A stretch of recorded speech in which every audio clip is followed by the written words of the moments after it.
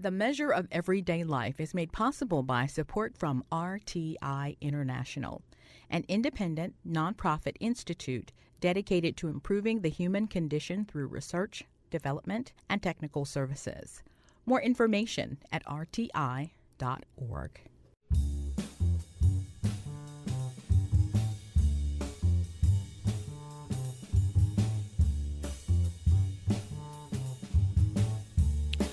Wherever you are, welcome to our show.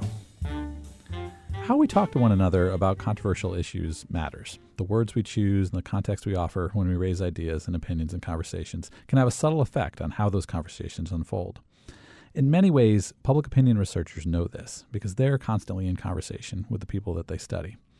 Today on The Measure of Everyday Life, we're going to talk about a contested and sensitive topic. We're going to talk about women's access to reproductive health care, and including practices like abortion. And we're going to approach the topic not from the vantage point of debate about whether practices are acceptable or not. Instead, we're going to ask questions about how it is that we can know what people think through survey research. To help us explore research in this arena, we have two guests with us today, Kristin Pondel and Karl Feld of the research organization GFK. Kristin, thank you for being here and welcome to the show. Thank you so much for having me, Brian. Great. And Karl, you've been on the show previously, and so I really appreciate you returning. Welcome back. Yeah, thanks, Brian. I'm glad to be back. Great. Okay. Well, before we get started, I want to offer a brief disclosure to our listeners. Part of what you're going to be hearing today is national survey data that our guests have presented with a partner at an organization called the Center for Reproductive Rights. Beyond the conclusions that the center might draw from this work, I want to explore the survey research that our guests have done as a case study in doing research on a sensitive topic. So I'd like to get an overview of the study and then talk about the results a little bit later. Karl, can you offer us an overview of the sample for the survey that you conducted? Yeah, so this study was conducted nationwide with the general population. The exact figure is it's around 1,800 completes.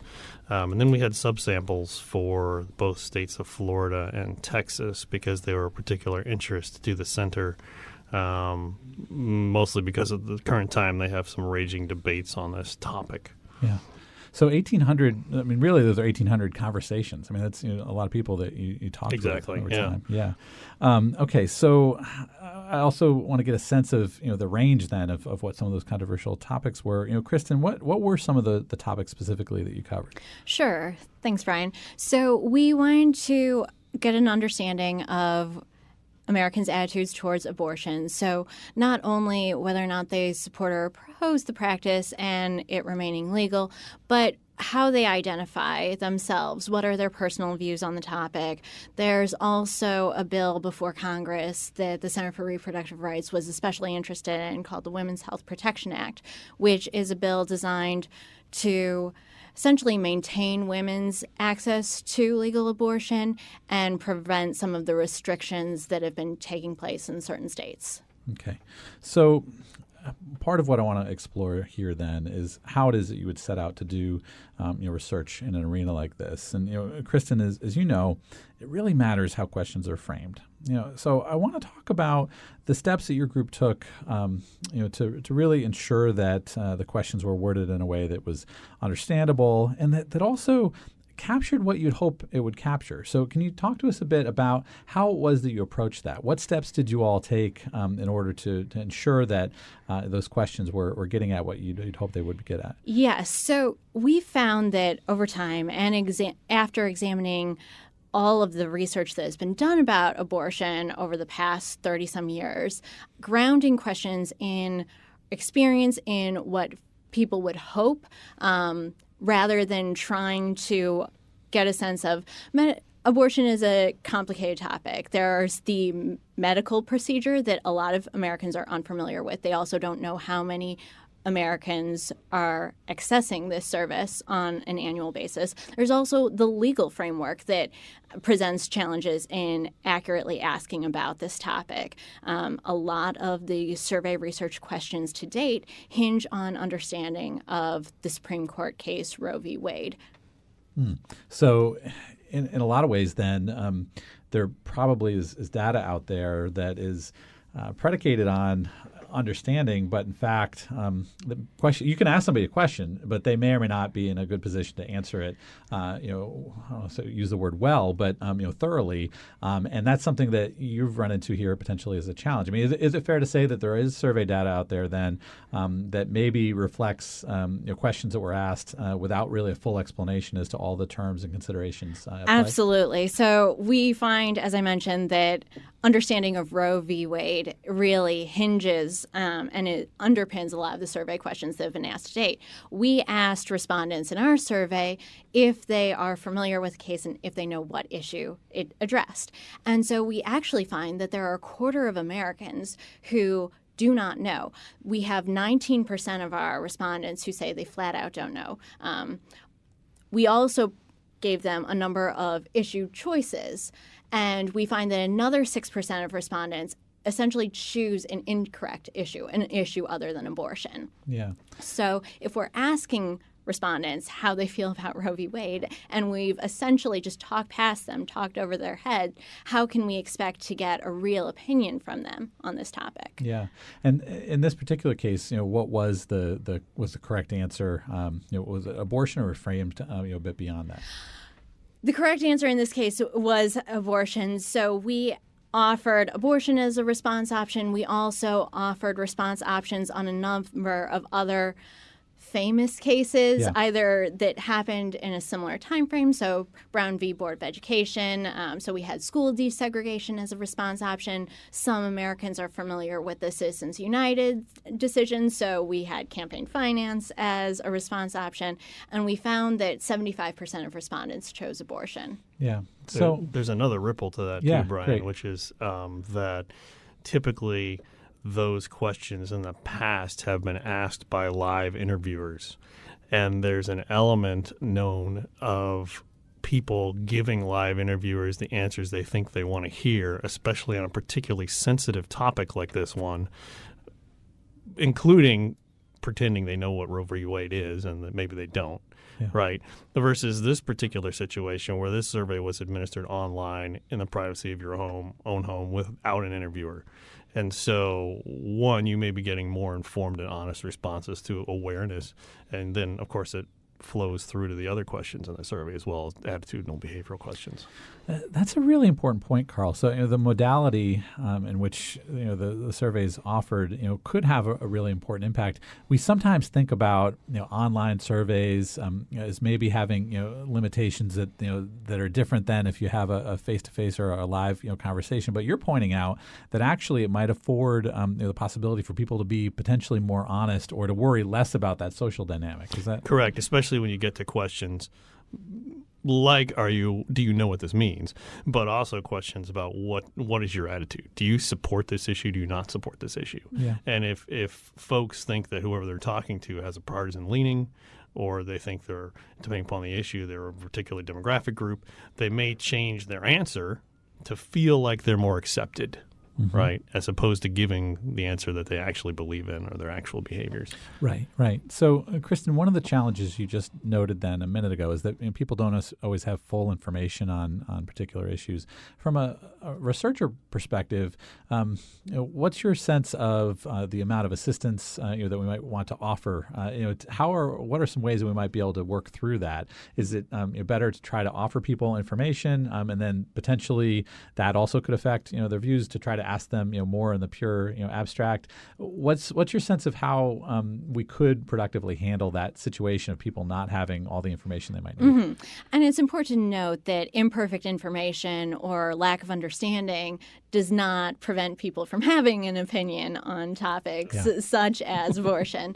Right. But what we try and do is to make sure that we are particularly cognizant of exactly what it is the question asks and what we hope to yield from the question. So if we want to understand Roe v. Wade, if we want to understand people's views on abortions, we need to make sure that we are using question wording that is clear, that is concise, and that represents the full range of opinions that people might have.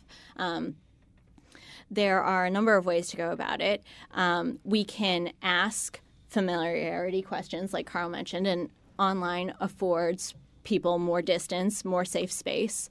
But then, yes, we can also follow up, provide information, provide context. In our survey, we do then, after we ask if people are familiar with and understand, what Roe v. Wade addressed, we then transition to ask, in 1973, the Supreme Court, had a case, Roe v. Wade. It established women's legal right to abortion. Based on this, would you support, would you keep Roe v. Wade, which means abortion would remain legal, or would you like to overturn Roe v. Wade, which means abortion would be illegal in the U.S.? Right. So part of what you're doing then is really providing ways to offer context for your results ultimately, Exactly. too. So you have, all right, these are the answers, but in the context of people who said X or Y. So that's an important aspect of this. I also, a few minutes here before break, I want to talk a little bit about history because ideas can change, over time. I suspect we've seen really important. I know we've seen important changes, in these patterns, historically. But I want to shift to think about how that might matter in terms of asking survey questions because language, cultural references, all that might shift, and change as well. How, really both for both of you, but Karl, how is it that we might be able to, adjust, and Kristin as well, to changing language, changing references in a survey that needs to be somewhat stable over time in order to capture, those changes? Yeah, that's an interesting question. So, in preparation for talking with you, Brian, I actually went back and looked at some of the Pew Research data on attitudes towards abortion back to 1995, and of course, the questions they use, as you suggest, have to be the same in order to have the tracking data across time to know that you have comparable measures. And those measures don't actually show much change in attitude on the issue. But, as Kristin, I'm sure, will be happy to jump in and say, the questions that they used are not as nuanced as we're suggesting they probably needed to be to get at some of these more segmented attitudes toward the issue. And so to get to your point, how do we get there, right? Well, you have to take the questions that have been asked and you have to look at ways to take them apart yet still group them so that you can look at a trend across time while nuancing it, right? Which is tricky business. I mean, it is, yeah, it's not easy. Yeah, so Kristin, what's your take on that? I agree with Karl. And Karl was mentioning an interesting point about how we essentially unpack questions and then can repackage them. There's also the ability to ask existing questions and then ask a follow-up question that we can further explore that nuance. One of the things that we saw in the survey data that was particularly interesting is, Pew, GFK, and others often ask personal views about abortion as abortion or women should have access to abortion in almost all cases. Most cases, abortion should be legal only in the cases of rape, incest, abuse when the life of the mother is in danger. Abortion should be illegal. And that's a 4-point scale. And, over time, we've seen that break roughly in half. 51, 52, 53% abortion should be legal in all or most cases. 47, 46%, either severe restrictions or illegal, which gives us the impression that this is a very divided issue. We actually follow that question up with, okay, those are personal views. Then we asked our question about keeping or overturning Roe v. Wade. We had in our sample 1/3 of Americans say that they personally believe that women should have access to abortion only in the cases of rape, abuse, and when the life of the mother is in danger. Of that group, half of them want to keep Roe v. Wade in place. Half of them would like to see it overturned. So thinking that just because a person holds a view for themselves, it doesn't necessarily mean that they want that reflected in law. And it just goes to show the nuance and the complicatedness about asking some of these questions. Yeah, so there may be a discrepancy or a difference sometimes between a more personalized perspective versus a view or opinion about policy, and that's really important and subtle. And I appreciate you bringing that to the table here. So, okay, well, we need to take a brief break, but when we return, we're going to talk further with Kristin Pondel and Karl Feld. You're listening to The Measure of Everyday Life, produced by WNCU.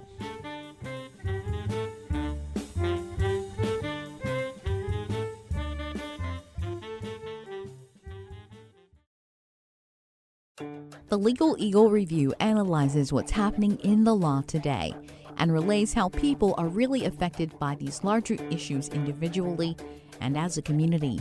Each show is Legal Talk Radio, highlighting important issues with high-profile lawyers and experts. Get the latest legal information. Be sure to listen to the Legal Eagle Review with your hosts, Irving Joyner and Tracy Barley, Saturday mornings at 10:30 on your connection to something different. WNCU 90.7 FM.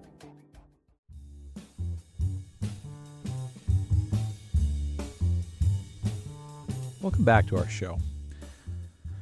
Today, we're talking with two survey researchers about how it is that we can measure and assess attitudes towards abortion and access to health care for women and related issues.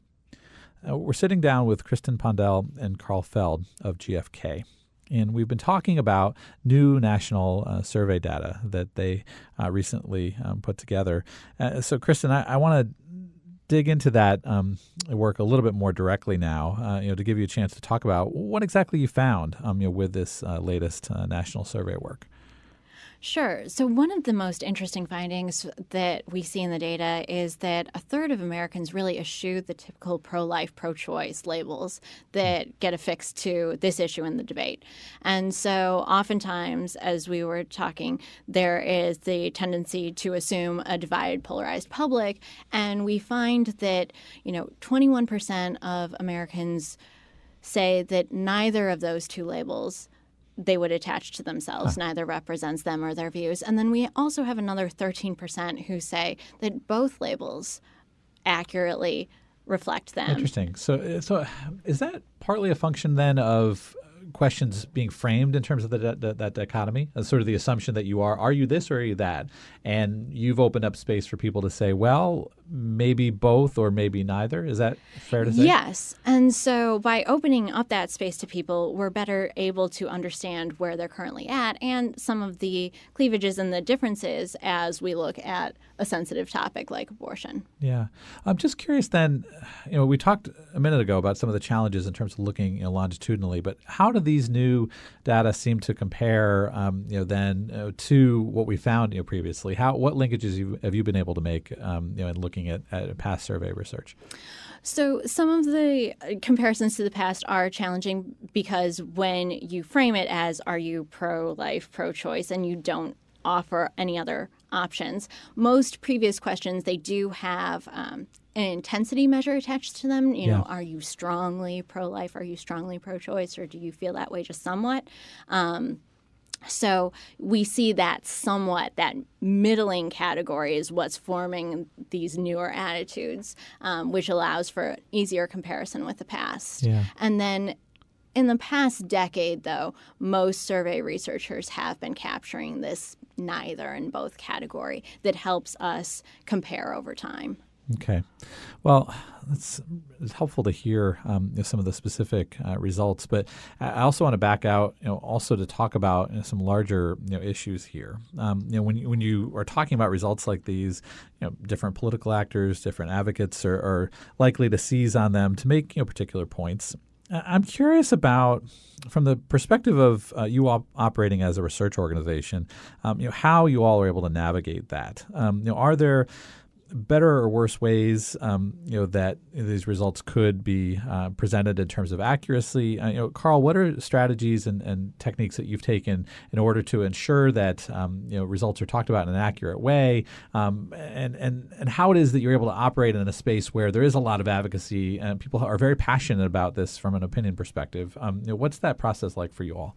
No, it's an important question. Our era of fake news and partisan polling data, right? And a degrading trust in polling data.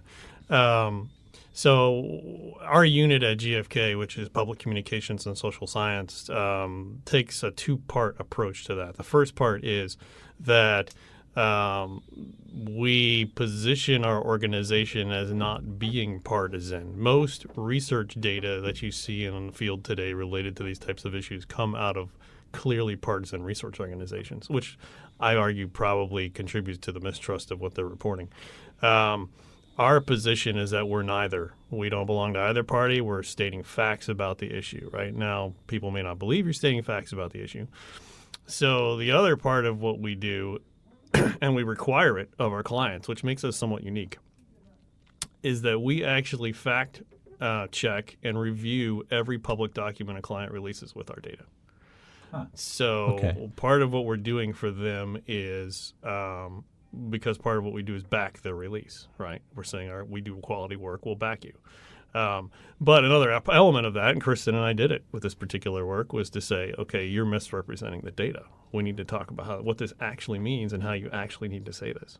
Now, once the baby's left the building, right, we don't control stuff anymore. People are going to turn into whatever they're going to turn into. But at least the base foundation report that's generated, we know it's clean, it's accurate, and we can advocate for it. Yeah, no, that's really helpful to hear, that, because there is that dimension. We're all often talking about multiple organizations working in partnership. These things are much more complicated than I think sometimes people appreciate in terms of the different factors at play in the public release of data, as well. I guess I also am curious, just from the standpoint of you both operating as survey researchers, and as a group, almost from an ethical perspective, how do you decide, what criterion do you use in, deciding what types of topics, what types of studies you are going to pursue? Because there are choices that you have, in that regard. And I'm just always curious about that from a decision-making process. I don't know, Kristin, is that something you'd shed light on a little bit? Sure.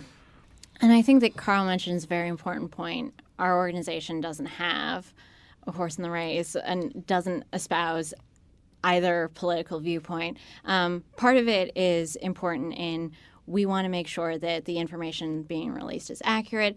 We also recognize, though, that everyone has lenses, everyone has biases, so we need to be especially cognizant of those biases, the lenses that we filter things through, that are often, they're not meant to be, they're not meant to skew data. They are implicit. They're insidious, though, in that fact. So working with teams and having a range of viewpoints to make sure that what it is that both we're asking and releasing is really balanced, varnished, true to the results is incredibly important. Yeah, I can imagine. Karl, I wonder if you want to weigh in on that, as well. If you have ideas, I mean, imagine. I'll be facetious here just for a minute, but an organization comes to you with wanting to do research on public understanding of earthworms or something, and is it? And there's a lot of good research that may go on in that space, but you can't do every study out there. There's not time and resources to do that. So, like, what are some of the ways that you can approach and navigate that decision making in terms of where you put your resources and the types of questions you want to answer? That's an excellent question, Brian. It's actually what I spend most of my time doing. Okay. Is helping clients think through what's the best approach to get an answer to the question you bring to the table. Because you're right, they often come with a preconceived notion of this is the question to answer, this is the way to ask it, and these are the results I expect, right? And typically what I say is, okay, I know what you want to ask. This is a better way to ask it. You may not get what you think you're going to get. Are you ready for that? But it often, and that's why I still have a job and I'm a business, it often gives them a better result. It often gets them what they want, and they didn't even conceive that that's where they were going to go. The other thing, to get to your question about personal ethics and an approach to what we're doing, is that Kristin's seen me do this, actually, is that I will make a point of challenging a client's preconceptions, right? Or even once the data's in, I will interpret it the way I think it should be interpreted, which may not be consistent with what they want to hear. Mm-hmm. But I feel that's part of what they're asking me to do as an outside independent perspective giver, right? As a researcher. Well, and it's clear too that the both of you, it's interesting because I think we live in a moment where even the notion of objectivity is challenged sometimes. But that you both deeply believe in the idea that there is a measurable entity. That public opinion is something that we can know. Yes. That people do hold these views. They may not be on the firmest ground. There might be, but nonetheless, this is a measurable phenomenon, and that itself is a philosophical question that some have wanted to challenge, but that I think that's right. And that I don't know, Kristin, I see you nodding your head. Would you agree with that? Yes, I think that public opinion is absolutely something that you can measure. I think that you're going to measure, though, what it is that you actually ask. And Yes, if you're okay. hoping to get a particular answer, as Karl was mentioning, you're likely either implicitly or, explicitly going to frame a question in a certain way that is going to give you back the results that either confirm your initial beliefs, which is what a lot of clients do, and that we try and challenge them on, so that, we are measuring public opinion where it's at this moment in time, so that we are that snapshot in time of public opinion, rather than trying to skew results, skew data, skew behavior to say, oh, yes, the public is completely on your side. They espouse these views. You are exactly what it is that they want. Yeah. No, that's great. It's a great question, Brian. So I'm actually, my PhD work has been exploring things that I believe cannot be empirically measured. Okay. Right. Yeah. And what's on that list? Well, I've actually focused on emotive and affective response to music in communication messages. Okay. Right? And how does that create influence? But the point I want to make here is that I believe there are things that can be empirically measured. I believe there are things that cannot be empirically measured. And to understand what you get in both cases requires you to think about it both ways. Yeah, I'm really intrigued by that. I'm just does an example come to mind of something that you would say this isn't really the right purview? We don't have the purview to be studying this, because that seems to be in that unmeasurable category, as opposed to these types of beliefs. Does something come to mind for you? Well, I'm sticking with the thematic material I'm working on at the moment. But if you think about a communication campaign, it could be about abortion. It could be about reproductive rights, right? But the communication campaign includes elements of appeals to popular music, the use of celebrity personalities, the design of messaging that has emotive resonance that has nothing to do with rational reasoning, right? Okay, so can you measure emotive resonance with a quantitative empirical approach? I think in some cases you can't. So you can watch that commercial, but some of the things of what's going on, how people react in that commercial, have nothing to do with what you can ask them rationally. Nothing. And it may be that it requires different types of measures, different approach, right? And so right. so it may be measurable or knowable, but it may not be through the means. It's not empirical. It's a different form of measurement that Yeah. may not be substantiable with the laws of statistical inference. Sure, Right. and that's and that now we're getting into really a compelling sort of idea that, but even just raising that question, I think, is really important, because that level of awareness isn't often one. So okay, well, we have to wrap up here in just a minute, but any last thoughts, Kristin, in terms of the future of work in this arena? Are there unanswered questions that you or other groups should be trying to pursue? I think there are definitely unanswered questions. I also think that taking a closer look at the question wording before surveys go to field, and then what is being said about results as they come out of the field and are released publicly, is critically important. We know from the wealth of research that has been done on this topic that there's imperfect information regarding medical procedures, the safety, as I mentioned, other things, as well as legality. So taking a closer look at those factors and situating it in opinion, personal experience, what you would want this experience to be like of getting an abortion, often yields better, sounder results. So I think that that's one direction that can improve the quality of data that we're getting on this topic. Great. Okay. Well, I really appreciate you walking us through all that. Thank you so much for both being here. Kristin, thanks for coming down to the studio today. Oh, thank you so much for having me again, Brian. Great. Karl, and again, thank you for taking some more time to talk with us. I really appreciate it. Thanks, Brian. I appreciate being here. Great. Okay. Well, and as always, we want to thank our listeners for tuning in as well. In addition to tuning in every week on the radio, you can find us online lots of places. You can even look for more content at measureradio.net. This is Brian Southwell. Enjoy the rest of your week and stay curious out there.